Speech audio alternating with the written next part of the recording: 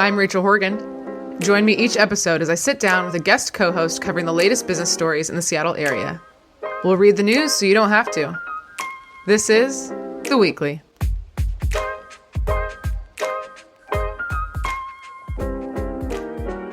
Hi, everybody. I am back from North Carolina again. I was over in Durham running another program for that same client I'm working with, Avalara, 100-person sales training, and not a lot of stories from that one. Everything went smooth, which, I guess is good for my job, but not so good for stories. So I was there. While I was there, I did get an email. Somebody reached out from a PR marketing agency, and they were interested in having me do a podcast at their conference. So I can't say too much more than that, but I asked them how they found out about me. And they said they just Googled around and they're looking for a podcast that talks about business in Seattle because that's sort of what their conference is about. So with that, as cringy as this is to do, but I need to ask everyone, please, please, please, if you're not already subscribing or following, please do that. I know I listen to a lot of podcasts that I'm not actually following. It really helps. And then along with that, a big help is to leave a review. When people like this are Googling around for different podcasts, if they see a podcast has hundreds of reviews, it really elevates them and makes them reach out. So then if that works, then I get money to get better, microphones and videographers, and it'll all come back to you. So that is, that's all my update. I'm going to introduce my guests right away because I'm so excited. I'm sitting here with Kristi Lord and Lindsay Droz, co-founders of AVANT. Hello. Hello. Excited to be here. And you'll notice we have two voices today. This is my first time having two guests, so I really appreciate you guys kind of jumping in and trying something new with me. We have 3 microphones, which I think are all working. So Nick, make us sound good. But I thought it would be kind of a fun new challenge, and you guys are both you have great energy together. So. Yeah. And as entrepreneurs, you're always, trying new things. That's right. You guys get it. I do want to make a shout out to the Edgewater Hotel. We are sitting in this beautiful room. We've got a lovely view of the water. And this is all thanks to Emily Cotterman. She's the director of sales and marketing here at the Edgewater Hotel. She listens to the podcast. I've known her for a couple years through the industry.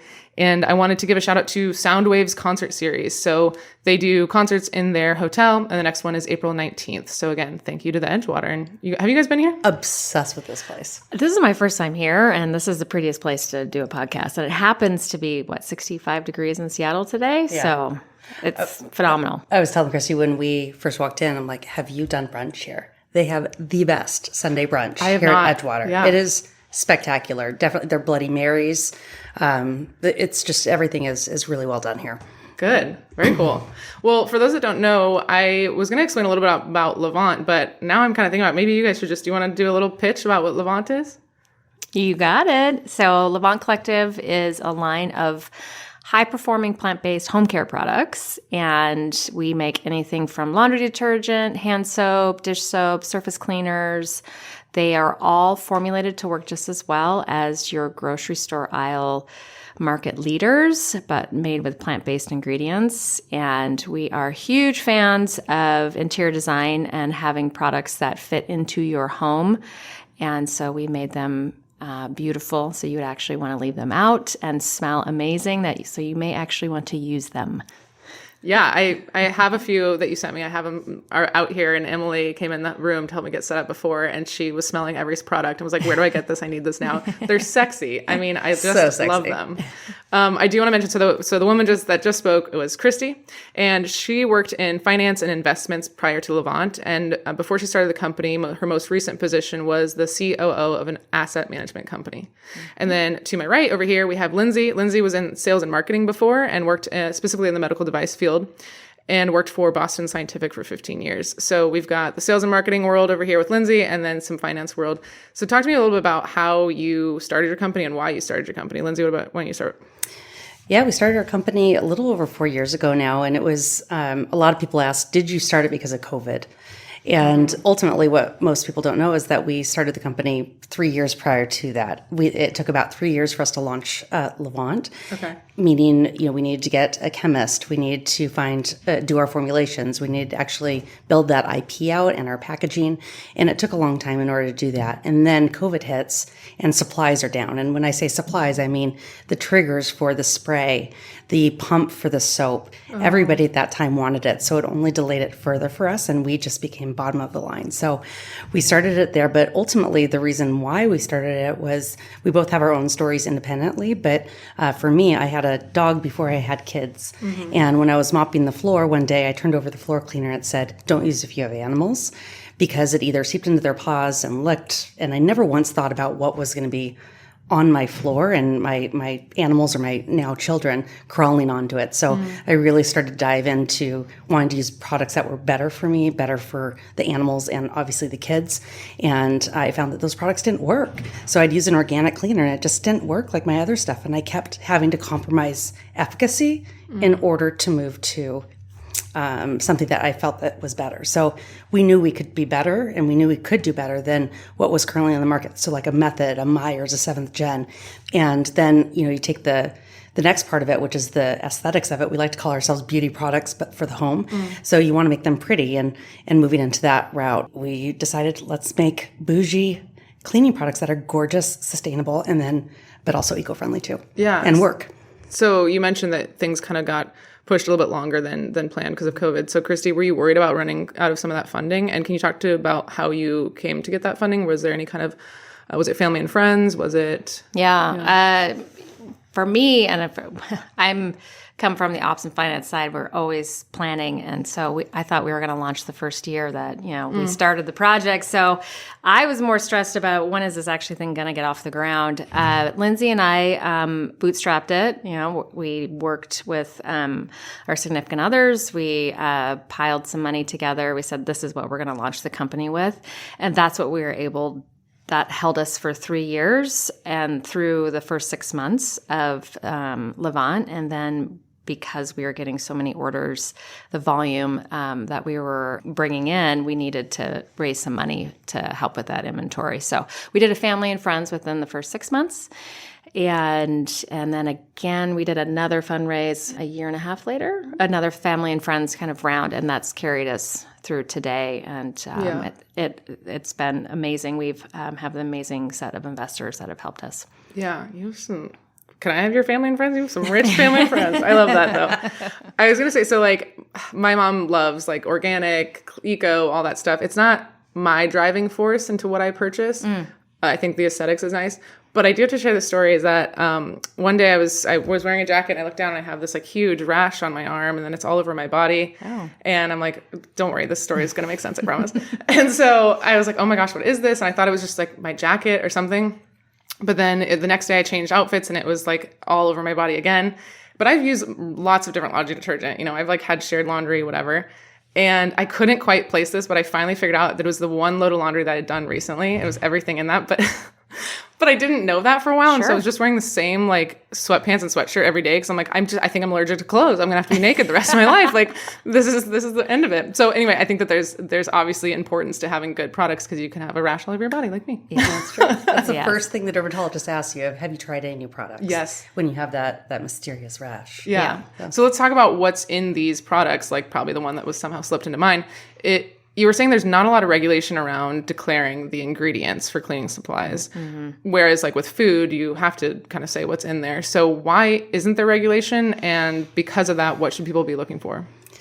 Yeah, we were really surprised to find that out too, that there is no regulatory body for cleaning products. But what there is regulatory information about is over in Europe. There's about 1,200 ingredients that are banned over in Europe that cannot be used in personal body care and cleaning products. That's different here in the United States. We maybe have 12 products that are banned. So that is fascinating to us and was. Wow. And for a long time, we didn't really put two and two together that you go down the cleaning aisle of your local supermarket or Target where we were getting our products before. To try to find an ingredient on there, you can't. They don't have to display what ingredients are on the back of their products. Wow. So that was really interesting. So when people always ask, what should I look for when looking for a good ingredient? I think it's more important to look for what's not inside of it. Mm-hmm. So for example, you want to go for products that don't have bleach in them or paraffins or any type of endocrine disruptors, and fragrance is a really big culprit, which ultimately is what leads to a lot of that the skin dermatology issues that probably you were experiencing on that end. But it's so important to find out if the cleaning product is colorful and has color in it, like blue or yellow, think about why that color is in there. Is that really helping it be clean? So going for a product that doesn't have color in there as well is something to kind of look for. Just an eyeball thing. I could give you a whole list of ingredients, but you're not going to remember that. So it's more about what are you looking for that's what's not in that product is probably most important. Yeah. Anything to add, Kristi? Yeah, I mean, they'll put on there a made without. A made without is always good. Like she said, paraffins, phthalates, phosphates. Those are the harmful ingredients that are in fragrance. Because fragrance is not necessarily all bad. We use fragrance at Levant, but we have fragrance that doesn't include any of those disruptors. But yeah, anything like ammonia, bleach. I always say, like, because cleaning product ingredients are very hard to understand. What happens to your eyes or your nose when you use it? And if it's causing you to have a bad like it hurts your nose, it hurts your eyes, it's probably a pretty harsh ingredient in there. Okay. I think that's a really good tip. That's a great answer. Yeah, thanks. Very good. Okay, we're going to dive into our stories. We have 4 for you today, and we're going to learn a lot more about your story as we talk about these articles. So the first one's about Starbucks. They are doing layoffs, and this is one of the largest layoffs they've ever done. It is going to affect 1,100 corporate workers. So we're not talking about your baristas. We're talking about people working in the corporate office. And for us here in Seattle, that's down in SoDo. There's a big office there, the headquarters. In addition to this, which I thought was kind of hidden in the article, is that not only the 1,100 workers, but also several hundred open and unfilled positions are not going to be filled. So I feel like there's even more of an impact on that company. To give you a little sense of the context of what does 1,100 really mean, there's 16,000, as of late last year, about 16,000 workers in Starbucks corporate, but some of those won't quite be affected. So that feels pretty significant, that 1,100 of 16,000. The article just came out this morning. I saw it in my inbox that more than half of these 1,100 people are going to be, and you did? Yeah, are going to be Seattle based. So that is a bummer. And that starts May 2nd. The reason being, so I've talked about this a few times, but this guy, Brian Nickel, he was the CEO of Chipotle. He got brought on as the CEO of Starbucks. I personally get the ick from him, but that's just from a few interviews I've seen. But he comes in, and he also is commuting from Newport Beach. So he's flying on the private jet to come into Starbucks. And so all of this just kind of like hits different coming from him. But his whole reasoning is we want smaller and more nimble teams. We want to remove layers and duplications.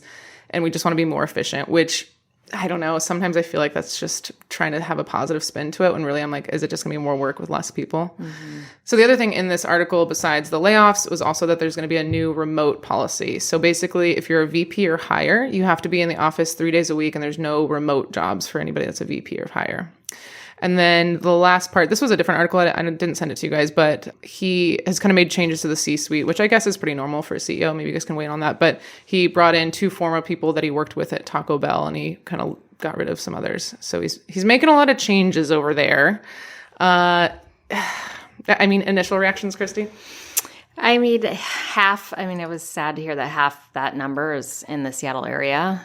I think it's going to be a tough year for big corporations as they're bringing people back. I mean, there's parallels to what's happening at the federal level. Everyone's just taking a deeper dive and deeper look. It was a little bit unnerving to see how much the CEO is being paid right before they make these layoffs. I think that was probably do you have it? I think it was 100 million. 100 million, yeah. The last 4 months. Started in October, November? Yeah. So that feels I think our word feels a little icky. Yeah.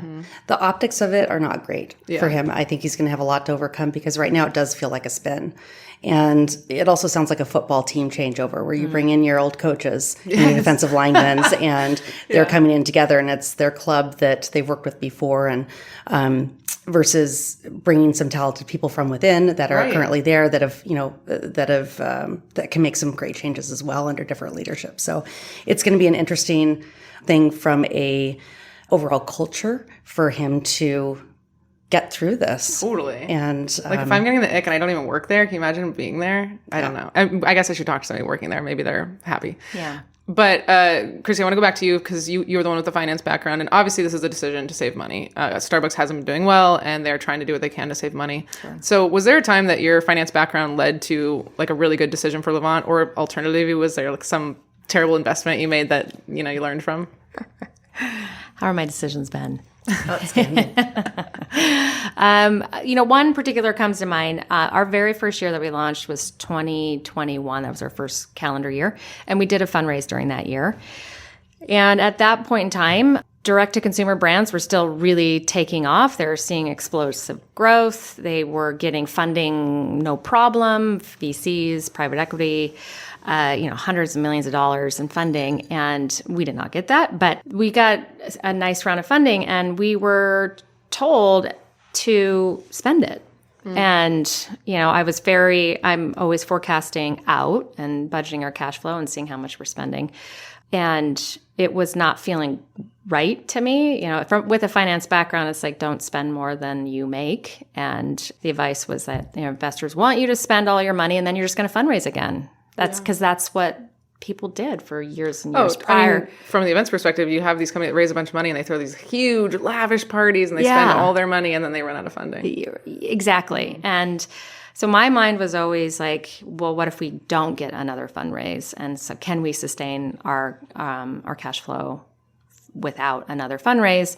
And within a year and a half of that, it was like, the music stopped from a fundraising perspective and CPG specifically. So fundraising is much harder. We've been able to go longer with less. And I was really glad that we made the choice not to overspend. And the overspending is always in the marketing bucket where and we're going to talk about that in a little bit, but it's just kind of like a black hole of, is this working?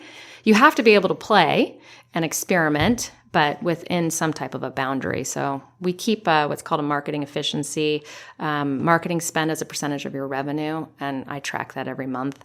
And if it gets out of whack, we make changes pretty quick. Yeah, that's a great answer.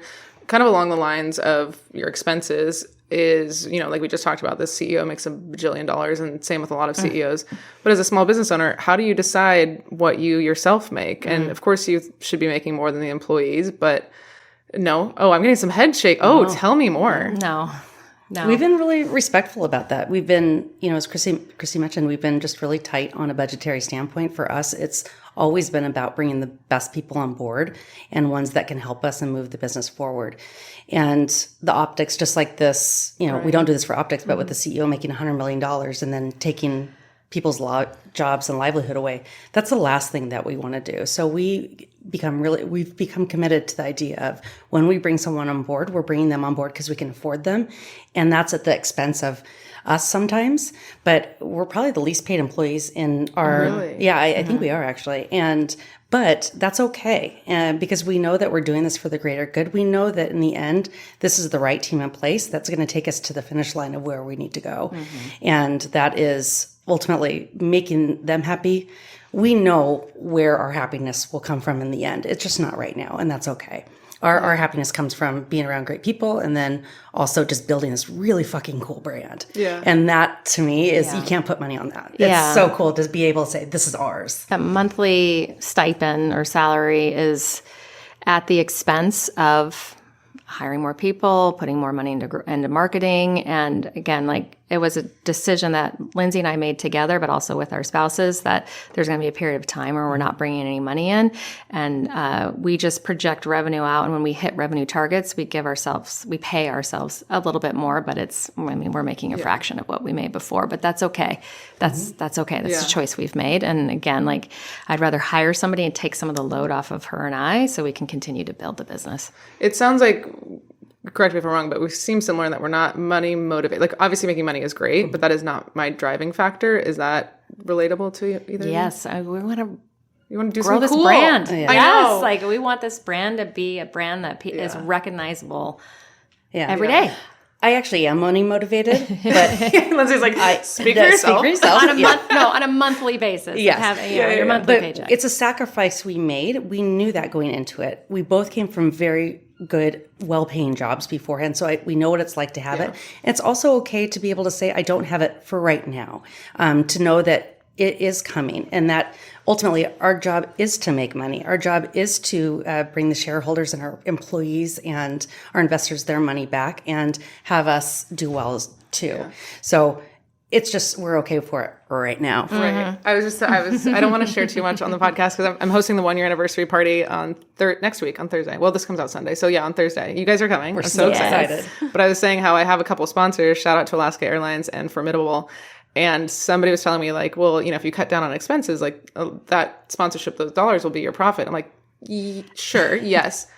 But I do want custom napkins, and I do think we should have an open bar. And there's a few other things I don't want to mention on the podcast that I'm spending money on, because that just is so much more important to me as having like a great experience than profiting money. But that's why I don't have the money that I need right now. Anyway, but what's great about a nice experience is that ultimately that can turn into something it's bigger. The long game, Lindsay. It is the long game. So even though you can't put a point on it right now, you will be able to later on. Thank you. You're welcome. I have one more question on this, and then we're going to move along. So we were talking about Starbucks. Obviously, they have a brick and mortar store. Did you ever think about having a brick and mortar store too? Because Emily came in and was asking where she can buy it, and there's a couple places, but you don't have your own Levant store, right? We do not. There's more than a couple. We're sold in over 1,200 retail stores across the country. When we launched, we can get into this later too, but we thought we were going to be a direct-to-consumer brand. We did not want to invest in brick and mortar. That's a significant amount of money. And how do you get enough people into your door to buy cleaning products? We thought we could tell the message and our story better over social media and on our website. So brick and mortar was never, ever on the table for us. Yeah. Yeah. Okay. Well, great. Let's move on. Next one is a Seattle retail tech company is adding new C-suite execs. So the Seattle retail company is called Swiftly. And the two new people, this guy, Keith, he was previously an executive at Instacart, and he joins as the CFO. And this guy, Anthony, was previously the president of The Skimm. Do you guys read The Skimm? Yeah. I like The Skimm. Love it. He's joining as the COO. Swiftly has raised 2 different rounds of $100 million, and it's valued at $100 billion. I mean, sorry. $1 billion. It's valued at $1 billion. Different. It was founded in 2018, and what it is it works with grocers and other retailers to offer loyalty programs, coupons, mobile checkout. It's essentially to drive consumers to brick and mortar, which we were just talking about. This reminded me of, do you guys remember Foursquare? Yeah. Yes. Back in the day, you had to like check in on somewhere and say that you're at the sandwich shop, and they'd give you like $1 off or something. Yeah. Anyway, that kind of reminded me of that, of just like how to drive people into stores. But part of why I wanted to bring this up is that, you know, they're building their team similar to how Brian's building his team. And I loved your story about how you went into the deep depths of both Instagram and LinkedIn for your chemist and your designer, right? Yeah. Mm-hmm. So I guess, Lindsay, when you were looking for people to build your team, you know, why not go the traditional route? Why not just post something, or maybe use like somebody you know already? Like why go through the LinkedIn and Instagram search? Well, for starters, we didn't even know what type of chemist we needed. We thought it was someone who just made we didn't even know the right name. And it turned out it was called a formulation chemist is what we needed. Okay. We didn't know anybody in that space. We didn't know even what that person did. So once we found that out, Kristi knows this, I'm a rabbit hole person. I will go down a rabbit hole and I'll do it for hours and I'll stalk people and days. And this particular instance, for when we found a formulation chemist, there was one on LinkedIn, and she was the former formulation chemist for the largest green chemistry company in the world that did cleaning. And she was no longer working for them. They had taken a merger or acquisition at that time, and she was off the grid. So for about a year, I stalked her on LinkedIn, and she didn't really reply back.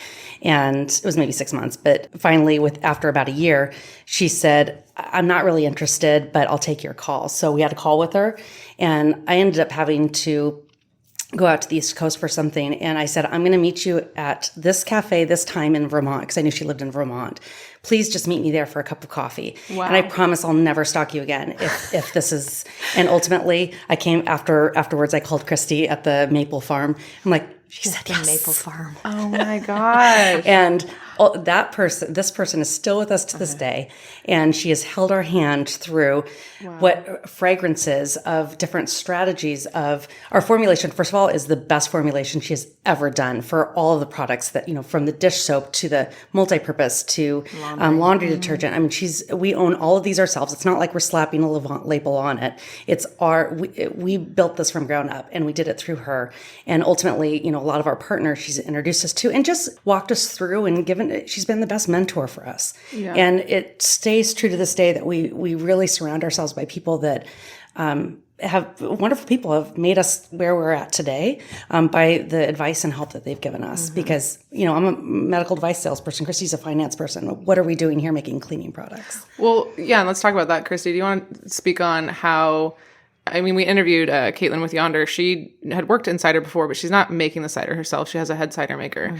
And, you see that in a lot of different companies. Was that intimidating to come into a space where you're like, I have this idea, but I'm not the chemist myself. Yeah. Do you think that helped you make a better product? Do you think it hurt you? Like what was that experience like for you? I think it was a little uncomfortable in the beginning because I personally was making my own cleaning products at home. I got real hippy dippy with my babies. Wow, okay.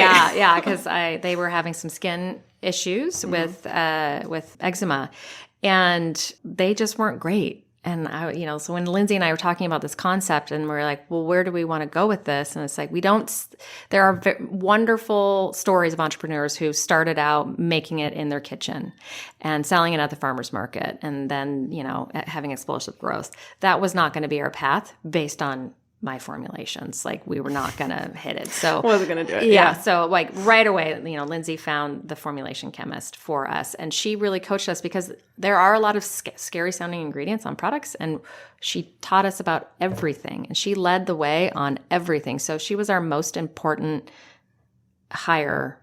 I mean, she was a consultant, the 1099, as well as the, if you want to talk about packaging. Between those two women, they brought our brand to life. Yeah. I mean, I was just on that. I was going to say, to me, it kind of reminds me of like a producer role. For example, I mentioned this before, but I produced a music video. And as a producer, my job was getting a great videographer, working with a great musician, getting a great audio person, working to get a really cool venue space. And so I'm not it's just getting like the right people in place. And I think that is in and of itself a skill. And I think that's kind of what you were saying. Yeah. So talk to me about the design, because we're kind of holding this hand in hand. Is that the product is great, but also it looks really cool. And I know we're all I brought the products in, so I keep looking over at it. That's almost, I don't know, I would say almost equally as important. So how did you find this designer, and what were you looking for with her? Well, common theme again. I stalked her. Okay. So essentially, this one happened from Pinterest. Found a kombucha bottle, and it was the most beautiful bottle. And Kristi and I we had made our own. I'm a novice in Photoshop, so I made our own stupid label. But we thought it was beautiful. On my formula. Yes, exactly. I want to see that original. Oh, we have it. Oh, we do, perfect. and it's taped onto our bottle. And I brought it to a girlfriend of mine at ballet practice for my kids. And I was so proud of it. And she looked at it, she's like, did you do this? I said, well, what makes you think that? And she's like, I can just tell. So that was the moment of like, we need to actually get a true designer, someone who knows what they're doing in this space. And so the person that we hired, her name is Katie Forner. And I vividly remember Kristi and I were meeting with the Seattle ad agency, and we got for someone to do our branding. And we had also got the proposal from Katie after stalking her, and we were about ready to sign this really expensive agency in Seattle. And in the end, Kristi's like, do we need to spend this much do you think Katie could be just as good? And we took a chance. She was a new designer she was working for an architecture firm. She'd done this kombucha bottle, and then started her firm, and we signed on with her, and we're still working with her to this day. Wow. She's out of California, and she is, when she gave us the first concepts, we realized what hiring someone who knows what they're doing could really look like, because she changed what Levant was for us. Absolutely. She was this newbie and just had started out. She's probably in her early 20s. Yeah. And so we were taking, we had to trust her and we're like, okay, we're going to and it was to us, it felt like a lot of money. It's a fraction of what she costs now, and bring our brand to life. And so as important as what's inside these bottles and our chemists helping us formulate the story around our formulas, she brought Levant to life because there's a story with the packaging. And so it helped just capture the entire brand. And she's a product packaging goddess. Yes. Yeah. And she is big time now. Big time. She's done some incredible brands. We'd love following her growth as well. We went to a trade show in December, and this vendor walked by, and he goes, Katie Forner. And he pointed to our bottles, and we're like, yeah. And he pointed to his bottles. He's like, we followed your brand and saw your packaging and then hired Katie Forner. And so we were like, we had a little love fest because we were Katie Forner, products, but she's brought a lot of beautiful products to life. So speaking of that, Cosmetic is the name of that brand. It's so unbelievable. It's CBD, but like massage products. So if you have aches and pains. It's now, I think, the number one product in spas for a CBD massage oil And treatment. it's CAUSE? CAUSE, yeah. They're based out of Colorado. Outstanding company. Okay. Yeah, really Beautiful good. packaging. I think that says a lot that both these people that you started working with 4 or 5 years ago are still on board with you, and it kind of speaks to your leadership and how you run a company. So kudos to you on that. I think that says a lot. But kind of speaking of you two working together, you met at a wedding, which I love. You're both pregnant and not at the bar, so you're just chit-chatting and get to know each other. So I think a lot of people are like, me and my friend should start a business. Yeah. But what does that really look like between you two? And do you have specific examples of things you do to make sure that you can maintain this friendship, but also maintain this co-working? And, I think something that comes to my mind is like, who's the ultimate decision maker? For me and my projects, like I'll take other people's opinions, but at the end of the day, the buck stops with me. So like for you, how do you guys work together on that? I think a lot of people ask that question. It's so common in the essence of what makes a really great relationship. And for Kristi and I, what works so well for us is that we fill each other's voids. So we are not the same person. And, when we met at this wedding, I had long story short, our husbands are fraternity brothers. And I knew her husband in college, who I was obsessed with. And I always wondered, like, who did this man marry? And I heard that he married a finance person she's very career minded. And then we get to this wedding and we meet. I'm like, oh, it's you. And we were just instant connection. But throughout this friendship, we've always been able to fill each other's gaps and voids. And it's really magical. But we also both came from very male dominated industries that we're so used to communicating. When there's an issue, it needs to be brought up immediately or within, a certain amount of time that we can talk it through, we can understand, we can hug it out, and then we can move on. But if we can't move on, then you can't run a business without healthy communication. And we're really, I think it's very unique what we're able to have. I agree. And I think that the way that we view our professional relationship is, I view it through the lens of a marriage. I've been married for 20 years. My kids are 14, 10, and 8. We're in a really crazy period of time. And so there's a lot of give and take in a marriage. There's a lot of okay, what's our decision? Okay, we're going to go with your route this time. That's the same with how I mean, Lindsay is my work wife. But that level of respect, communication in a marriage is the same that we keep at between the two of us as well. There's probably more hugs and tears than men would have as far as that, and it's okay. Well, higher stakes too. Yes, we just we disagree on things, but as far as decision making goes, at this point, I mean, we decide a lot of things together. I kind of carry the operations side of things, and she carries the sales and marketing side, and it's like, okay, here's what I think, this is what I want to do, and it's like, great. If somebody's in business with, whether it's a family business or a friend or partner, what's one advice you have, one tip for them? Like one tool maybe that's worked for you guys? Just communication. Yes, there can be no festering. It will implode. Yeah. And however that needs to work, whether it's just Lindsay and I will meet for coffee. I'm going to say whether it's important to be at the office or a separate neutral ground, whatever. Exactly. For us, it works best for us to be together. I know breakdown in communication happens when you're separated. So if we were working remotely a lot, email communication can be misconstrued. And so it's all right, what did you really mean when you wrote that? Right. We go into the office every day, and our team does as well too. We're a very hands-on company, and it's just, for us, it's important to work these things out. Awesome. All right, we're going to move on to our next story. Thank you for sharing all of that. We're moving on to Sounders. So the Sounders is our men's soccer team here, and they're giving away free tickets. So first-time attendees can get free tickets. This is so cool. I know. I'm so excited. I've been to one game. I mostly go to the Reign games, but I've been to one Sounders game. And it's for designated home games in the 2025 season. It's called First Match on Us Fan Engagement Program. And they'll get free tickets, some merch, and some, quote, special welcome experience that we don't know what that is yet. And you can apply for a max of 2 tickets online. There's some QR codes around too that they're going to post. And if you haven't previously bought tickets through the Sounders system with that email, then you can apply for these. My first thought, I don't know if that makes me negative, but I'm like, I have 7 different emails. So I feel like people can kind of game the system. But then my next thought was, so what? Like, Exactly. they're probably, they don't care if you're gaming the system because they want a bunch of people there. And I was like, okay, now I get it.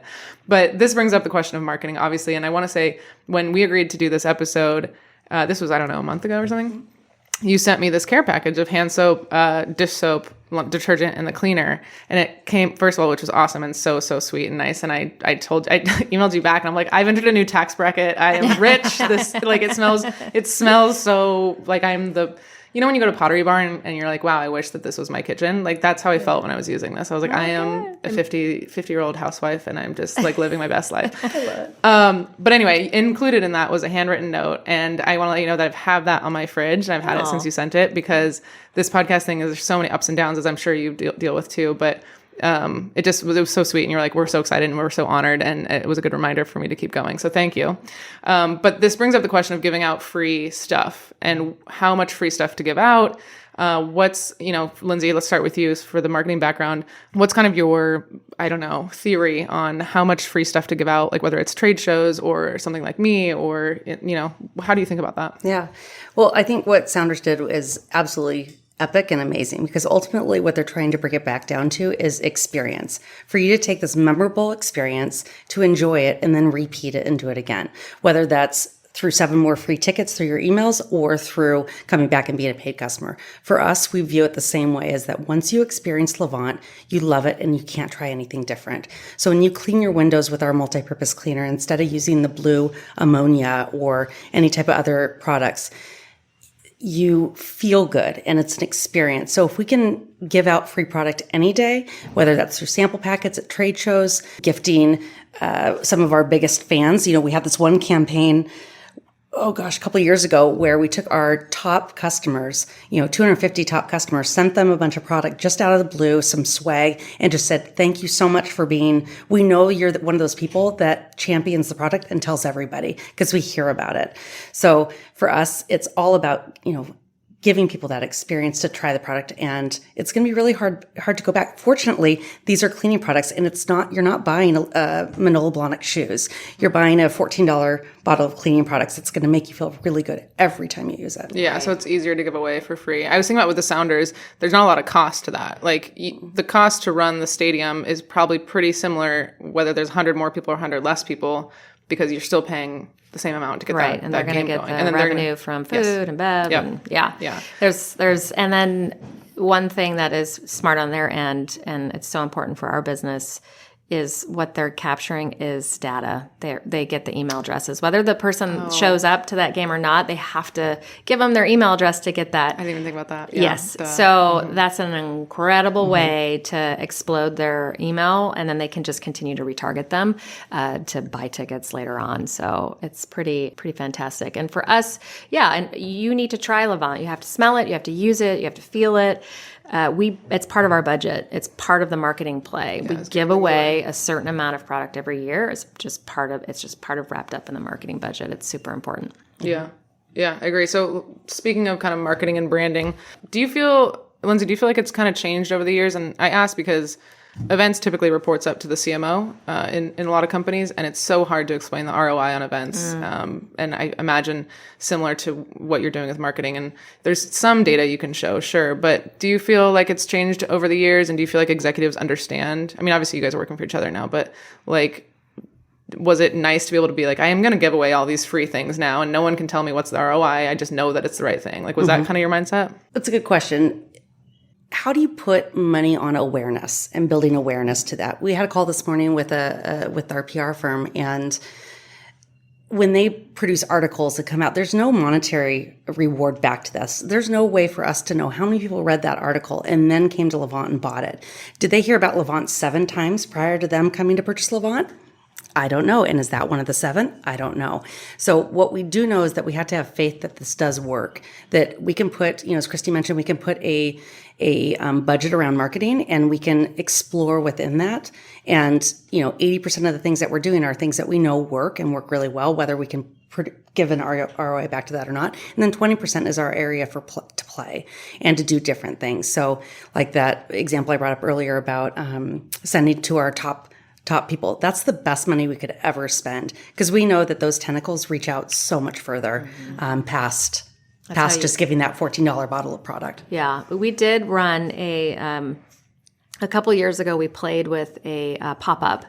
So it was an event, and it was in New York, and we literally shipped product to New York, pallets of product to New York, and we had to enact a retail location for 2 days, 2.5 days. It was a weekend. It was over a weekend, like open on Friday, but it took us 2 full days to build it. So, I mean, the amount of manpower, effort, time, energy, and then you're selling product, but you're just, you're never going to make back what it actually costs to do that pop-up. But we looked so damn good.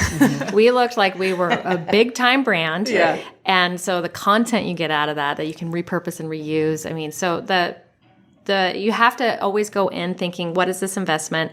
The return isn't necessarily always monetary. It's like like we think of it in terms of content. Like, what content can we get out of this event to create buzz, to make us look like we're bigger than we actually are? Yeah. And what's the cost of that awareness is doing events like that and trying.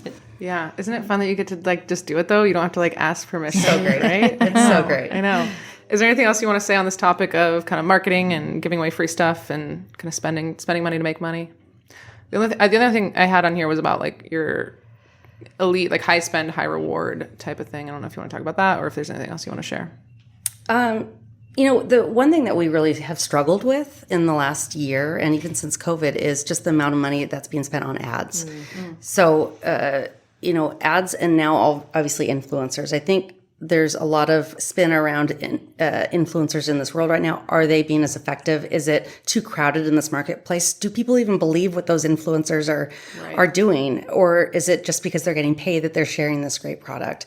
So that's been hard to, how do you market without, if you didn't have any money for ads or for influencers, how else would you market your brand? And trying to find those unique and innovative ways in order to touch the customer and have it be meaningful and memorable. Those are the things that we're struggling with and that we're able to try different things because ads, just frankly, there's too much of it and they're too expensive and the return is pretty low. So it doesn't mean that we don't do them. You still have to have them, but you also have to have your fingers in 10 other things to see what works. Yeah. Right now. Can't rely on them. Anything else? Yeah, as the source of your return on your digital revenue. You cannot rely on ads. Yeah. You have to get super creative. Which I feel like has probably changed over the years.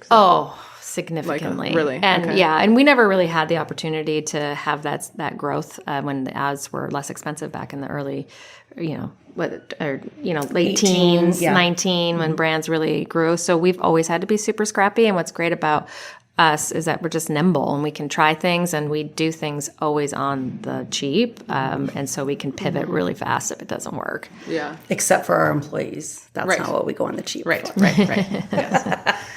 Okay, we're going to go to our last story then, which is about Pickleball. I've covered this in one episode before, but this is a different chain that's coming in. So it's called the Pickler with no Picklr. It's missing the E there at the end. Feels very tech company. The Pickler. What's that? Totally. Yeah, I know, right? It's a Utah-based nationwide franchise, and it's set to open this fall. It's going to be in the Theo Chocolate Warehouse, so over in Fremont, kind of near the Theo Chocolate, where you go get the gift shop. It's right over there, and it's vacant right now. It'll be this huge complex, and I want to mention that it is backed by Drew Brees, the Super Bowl winning quarterback. He is an investor and a franchise co-owner. Reminder to everyone that pickleball was invented here in Washington 60 years ago, and it's the official state sport. Did you guys know that? No. I knew that it was invented here. I didn't realize it was a state sport of Bainbridge. I didn't realize that. Yeah, 3 years ago, Governor Inslee made it the state sport. But yes, it was invented here.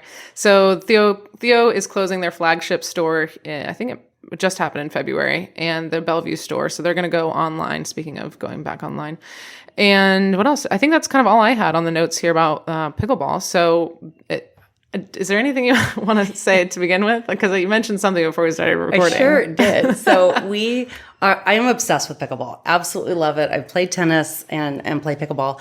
And I'm also obsessed with having our team have fun too. We work really hard but we also want to have fun. So inside our warehouse, came up with the idea of, can we have a pickleball court inside our warehouse?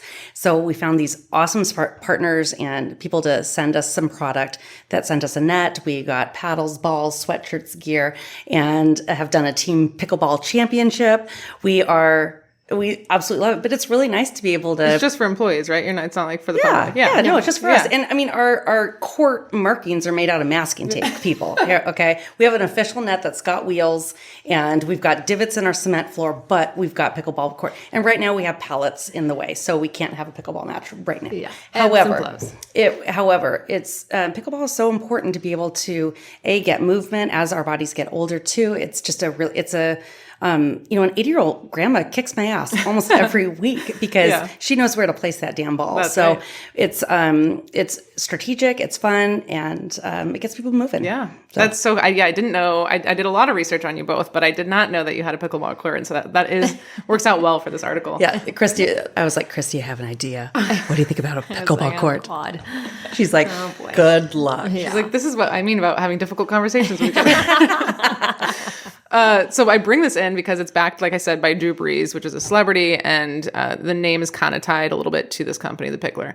Now, you have your own ties to some celebrities, specifically Gwyneth Paltrow. Mm-hmm. Can you kind of share with the audience how that came to be? And then I'm going to kind of follow up with like pros and cons to tying yourself to a celebrity. So I don't know, Kristi, do you want to talk about it a little bit? Well, I think Lindsay's going to take this one because that was really her hustle mentality. Common made theme that here. happen, yeah. We knew that when we launched AVANT, if we were going to go into a retailer, if we needed to have Goop's backing. They are the Barneys of clean lifestyle and whatnot. So that was, if we were going to go to retail, that was it. That being said, rewind about 10 years ago, I was down in San Francisco for work and I got a pop-up invite for Goop. Long story short, it was closed, and I told them I flew down there for it, which I did, but I also had another event to be there. And out came a woman named Blair Lawson, and her name, she was the CMO of Goop at the time. I didn't know that. 2 hours later, we become great friends. And every time I went down to LA, we had coffee and just met up. It was just one of those people you connect with in life, and I knew we were going to be friends.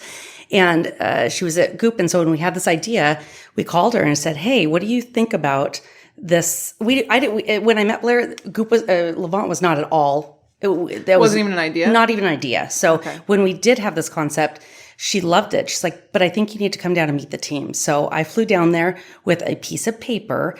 We had no products, and Katie Forner, our designer, had just given us a couple different mock-ups of bottles, and so I went and presented to the team and. 30 minutes later, all the, 8 people sitting around the table are just looking at me and staring at me and not giving me any feedback. And I said, you guys are killing me. What do you think? And 5 seconds later, one of the girls says, I love it. I fucking love it. And so we knew that we were going in there. Then flash forward to launching at Goop. We got a little message from Gwyneth, and Kristi can take from there. Yeah, well, I mean, that was in year 1 of the 3 years of ideation. Of figuring it all out. So when we met with the buyer at that particular time who liked it, she said, just keep in touch, right? So as we progressed and created more renderings of the bottles, but we didn't have any juice or any product to send. And we had to go through 3 different buyers. Yes. I think over 3 years, buyers turn over. And so then you're pitching a new buyer and every single one of them has to get on board. And so when we finally had product to send, we obviously sent that down. And then within 6 months, the buyer had written the PO. 6 months of our launch, the buyer had written the PO, and we launched. And we were at a little tiny retail location in Capitol Hill. That was our second office. It was fabulous. Maybe another podcast time. Just this hole in the wall, and we're like, we're going to go live. And Instagram Live, I think, had just kind of started, and we didn't know what we were doing. And we're like, nobody's going to be watching this. And we hit the button, and we just start chit chatting with each other, and we're like cheersing. And we had champagne. And thanking the team of Goop and the buyers. Yeah, and we're thanking happy. everybody. We're like, we launched on Goop. Like, how is this happening? Like, we just launched this product and we are on Goop. And turn it off, and we go to work, and we go to our desks and we start working. And then all of a sudden we get these pings on Instagram, and the Goop team, we had tagged Goop in it, and the Goop team put it in their Slack. So the entire company watched our live. And so then Gwyneth saw it, and she storied about it, and then DM'd us, and that's just kind of how the relationship started.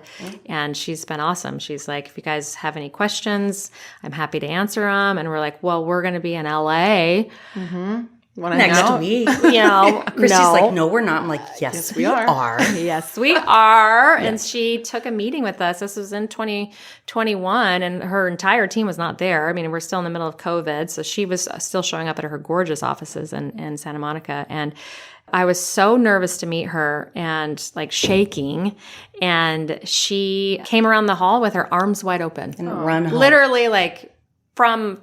Dirty She's at dancing. the end of the hall with her arms wide open, waiting for us to like meet her and give her a hug. So it erased all of that tension, and she really is just down to earth and just wants to help. So she's like, oh, we can ping her at any time with questions, and she'll respond and give us her feedback, and it's been wonderful.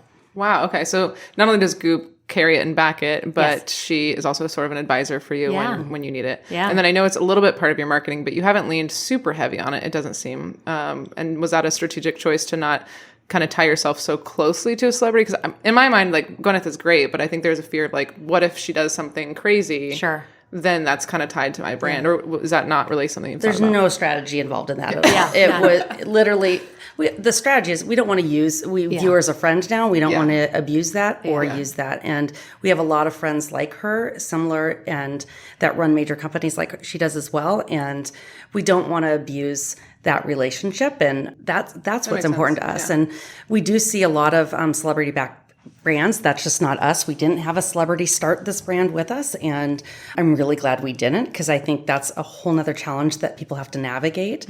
And I'm glad that's not our challenge.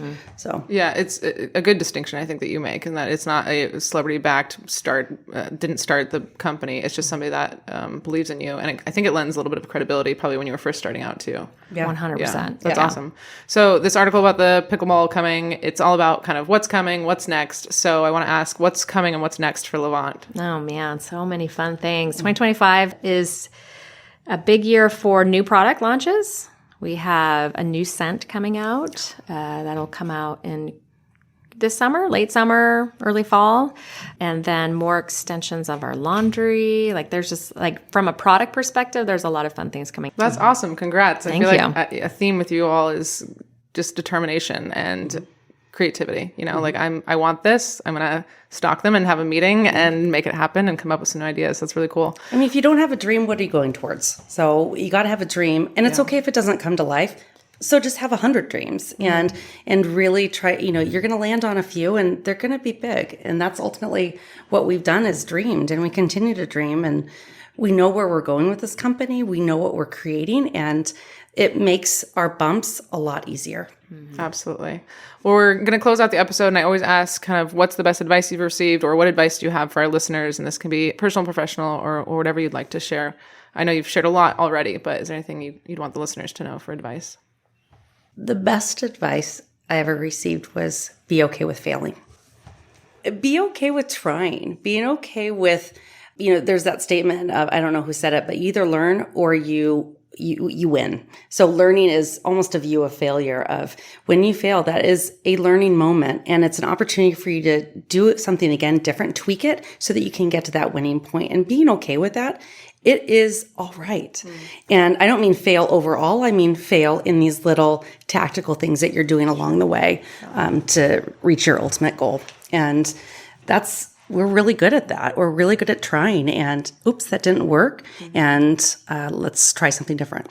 It's so hard to do that, but you're right. I mean, that is where you learn. Yeah. What about you, Kristi? Yeah. I mean, and I would echo that. I would say that, verbalize, tell somebody. Whether it's a change of a job or going back to school or whatever challenge that you are facing that you want to tackle, like verbalize it to somebody, then that makes you move towards that ultimate goal. In addition, I would just say, like Lindsay, as far as trying things, like I'm a big proponent of change. Like be okay with changing a job. If you, like for me, I always wanted to start my own business. When I was 22 years old, I knew eventually I want to be a business owner. I want to take the reins. And every job that I took along the way, I said, what can this help me learn to eventually become a business owner? And it didn't happen for 20 years. That's okay. But everything, all the dots align to being here right now with you is because I took on a challenge. I verbalized it. I talked to people. I made some changes and tried different things. So don't be afraid to do that. Awesome. That's great advice for the listeners. Well, one more time, I want to shout out the Edgewater Hotel for hosting us. It's just a beautiful room, and this has been really, really great.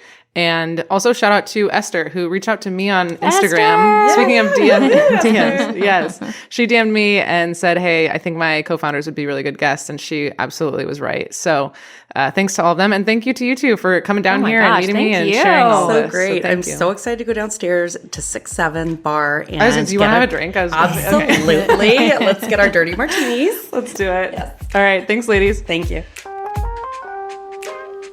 This has been The Weekly, with production assistance from Nick Patry. If you liked what you heard, rate us and write a review on Apple Podcast or Spotify. We love listener feedback, so if you have any story suggestions, comments, or complaints, email us at info@theweeklyseattle.com. Make sure to check back next Sunday for the latest local business news. We'll see you next time.